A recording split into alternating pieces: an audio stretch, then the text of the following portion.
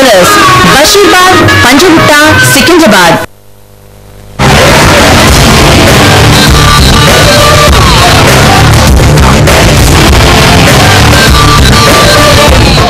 నమస్తే.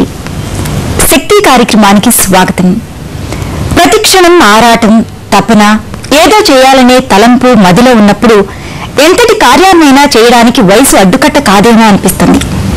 అదే విషయాన్ని ఈ రోజు శక్తి కార్యక్రమంలో ఇద్దరు వ్యక్తుల ద్వారా తెలుసుకుందాం. కూచిపూడి నాట్యం మైమరిపించేలా చేయడం పెద్ద విషయం కాదేమో కానీ అదే నాట్యాన్ని కాలి మునివేళ్లపై అలవోకగా చేస్తుంటే మాత్రం సంభ్రమాశ్చర్యానికి గురి కాకుండా ఉండలేం. నెమలికి నేర్పిన నడకలివి, మురళికి అందని పరుగులివి అనాలనిపిస్తుంది. 8 ఏళ్ల చిన్నారి షణ్మయి ప్రతిభను చూస్తుంటే చిన్నతనం నుండి కాలి మునివేళ్లపై నడుస్తున్న షణ్మయిని తల్లిదండ్రులు ప్రోత్సహించి నాట్యం నేర్పించారు. మరి అద్భుతంగా నాట్యం చేస్తున్న షణ్మయిని కలుసుకుందామా?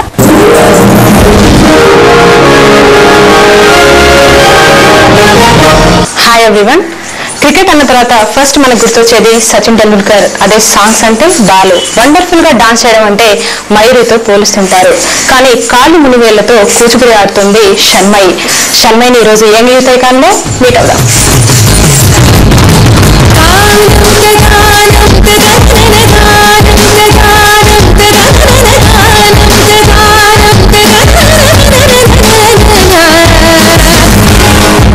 ఏం చదువుతున్నాను? క్లాస్. అవునా? ఏ స్కూల్లో? Narayana concept school. 2 నెలలతో డాన్స్ చేస్తావంట కదా, ఎప్పటి నుంచి చేస్తున్నావు? 1 ఇయర్ నుంచా? నీకు 1 ఇయర్ గా ఉన్నప్పటి నుంచా? అంటే నీకు ట్రైనింగ్ ఎవరు ఇస్తున్నారు? Dance teacher. నేనేంటి పేరు? పద్మశ్రీ టీచర్. పద్మశ్రీ టీచరా? సరే, అంటే ఈ కాలి మునివేలతోనే డాన్స్ చేయాలని నీకు ఎప్పటి నుంచి అనిపించింది? ఫస్ట్ నేను నడిచేదాన్ని, పిల్లలు అని చెప్పి డాన్స్ చేయడం, అందుకని నేను డాన్స్ చేస్తున్నాను. మరి మీ మమ్మీ డాడీని ఒకసారి పిలుస్తావా? అడుగుదాం నీ గురించి ఇంకా. ఓకేనా? ఇప్పుడు మీ పాప షణ్మయికి ఏజ్ ఎంత ఉంటుందండి ఇప్పుడు ప్రస్తుతం? 7 years.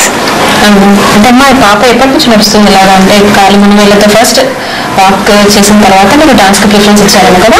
ఫస్ట్ 1 year ఉన్నప్పుడు ఇలా నడిచేది. ఒక 2-3 times చూసాము. అబ్జర్వ్ చేశాక అందరుండి ఇది ఎంతో స్పెషల్ గా నడుస్తుంది, సో ఇలా నడవండి నడవండి అని అందరు తనని అడిగేవాళ్ళు.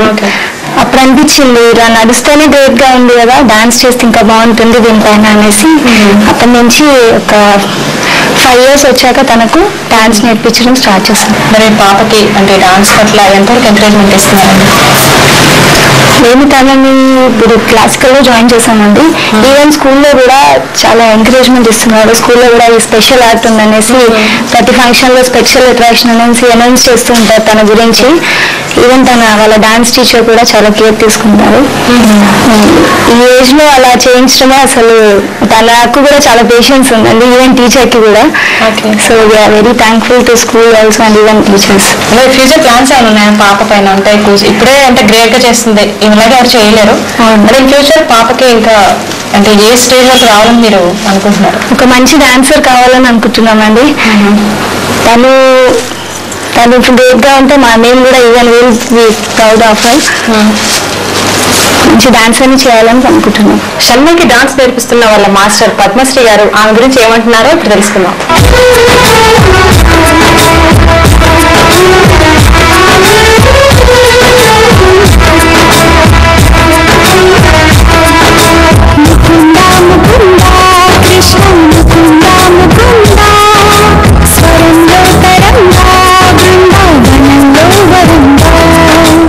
హలో పద్మశ్రీ గారు. నమస్తే అండి. అంటే ఇప్పుడు కూచిపూడి అంటే అందరు చేస్తుంటారండి, పాప చూసారేమో డిఫరెంట్, అంటే మునివేళ్లతో కూచిపూడి చేస్తుంది. పాప ఫస్ట్ టైం మీ దగ్గరకు వచ్చినప్పుడు మీకు ఏమనిపించింది? నేను ఒకసారి క్లాస్ లో అంటే సాక్స్ తోటి కొంచెం నడుస్తూనే చూసాను అనమాట. చూసినప్పుడు కాస్త వింతగా అనిపించింది. తర్వాత ఒకసారి మళ్ళీ నెక్స్ట్ టైం వాళ్ళ మదర్ వచ్చి ఇలా మా అమ్మాయి చేస్తుందండి చూడండి ఒకసారి అని అన్నారు.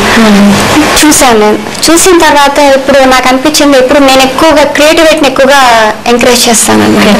సో క్రియేటివిటీని దీన్ని డాన్స్ గా తీసుకొని అమ్మాయికి కొంచెం డెవలప్ చేస్తే ఎలా ఉంటుందో చూద్దామని first starting school annual day programme లో స్టార్ట్ చేయడం వెల్కమ్ సాంగ్ తోటి స్టార్ట్ చేశాను. సో ప్రతి వాళ్ళు మెచ్చుకున్నారనమాట. సో నాకు ఇంకా చాలా హ్యాపీ అనిపించింది. సో ఇంకా డెవలప్ చేస్తే బాగుంటుంది. ఇంకా క్రియేటివిటీని అందరూ మెచ్చుకుంటారు కాబట్టి క్రియేటివిటీలో ఎవరిలో ఉంటుందో చాలా తక్కువ, ఎవరిలోనూ ఉండదు. సో అలాంటి వాళ్ళు ఇంకా ఎంకరేజ్ చేస్తే ఇక్కడ స్పెషల్ గా ఏమనుకోవాలంటే పేరెంట్స్ లో కూడా చాలా మంచి ఎంకరేజ్మెంట్ ఉంది. సో వాళ్ళది మొదటి కావాలి కాబట్టి వాళ్ళని అడిగినప్పుడు వాళ్ళు ఇంకా చాలా హ్యాపీగా ఫీల్ అయినారు. సో దాన్ని బట్టి నేను ఇంకా అమ్మాయిని ఇంకా మంచి ఇది చేస్తే బాగుంటుందని నేను అనుకుంటున్నాను. ఓకే అండి, మరి పాప చూస్తే ఏజ్ చాలా చిన్నది, అంటే ఈమెకి కేర్ ఎలా తీసుకున్నారు మీరు డాన్స్ నేర్పించేటప్పుడు? డాన్స్ నేర్పించేటప్పుడు అసలు యాక్చువల్గా మునివేలతో నడిచేటప్పుడు కింద చిన్న చిన్న డస్ట్ కానీ దుమ్ము కానీ ఏమన్నా ఉంటే వెంటనే గుచ్చుకుంటూ ఉంటుంది అనమాట. ఇక నేనేం చేస్తానంటే వెంటనే ఆయమ్మ చేత క్లీన్ చేయించడం, స్పెషల్గా పిల్లలందరినీ కూర్చోబెట్టి తను ఇంకా చిన్నపిల్ల కాబట్టి కొంత ఏడవటం అవి చేస్తారన్నమాట. అలాంటప్పుడు పిల్లలందరినీ కూర్చోబెట్టి చూడు షమ్మయ్య డాన్స్ చేసింది చూడండి అంటే తనకు కూడా ఎంకరేజ్మెంట్ గా ఉంటుంది, అందరూ చూస్తున్నారు అని తను కూడా హ్యాపీ ఫీల్ అయ్యి వెంటనే కాస్త బాధ మర్చిపోయి చేస్తూ ఉండేది అనమాట. అట్లా అట్లా డెవలప్ చేయడం జరిగింది. సో ఇంకా నొప్పి కలుకోకుండా మధ్య మధ్యలో బ్రేక్ ఇవ్వటం, అట్లా డాన్స్ నేర్పించడం జరిగింది. అంటే ఇప్పుడు పాపకి కూచిపూడి ఒకటైనా ఇంకా ఫర్దర్ ఏమైనా డాన్స్ నేర్పించడానికి ఏమైనా ప్లాన్ చేశారా? తనకి కూచిపూడి నేర్చుకుంటున్నాను ప్రస్తుతం, ఇంకా లెర్నింగ్ స్టేజ్ లోనే ఉంది. ఇవి కాకుండా తను ఇంకా నేనేమనుకుంటానంటే ఇంకా అదర్ డాన్సెస్ కూడా మూవీ కానీ సెమీ క్లాసికల్ లైట్ మ్యూజిక్ అవి కూడా చేయగలుగుతుంది అనమాట, చిన్న చిన్నగా అనమాట. ఈ బేసిక్స్ నుంచి ఇంకా మంచి డెవలప్మెంట్ ఉంటే ఫ్యూచర్ లో ఇంకా మంచి డెవలప్మెంట్స్ ఉంటుందన్నమాట. అందరైతే నార్మల్ గా నడుస్తుంటారు, నువ్వు మునివేలతో నడుస్తున్నావు, మునివేలతో డాన్స్ చేస్తున్నావు, నీకు ఎప్పుడు నొప్పి కనిపించదా? నొప్పి అనిపించదు. ప్రతిభ అందరిలోనూ దాగుంటుంది. అయితే ఆ ప్రతిభను గుర్తించి ప్రోత్సహించి పైకి తీసుకువస్తేనే అది 10 మందికి తెలిసేది. పిల్లల్లో కూడా ఎంతో ప్రతిభా పాఠవాలు దాగి ఉంటాయి. వాటిని ప్రోత్సహించవలసింది తల్లిదండ్రులే. షమ్మయ్య విషయంలో కూడా అదే విషయం నిజమైంది.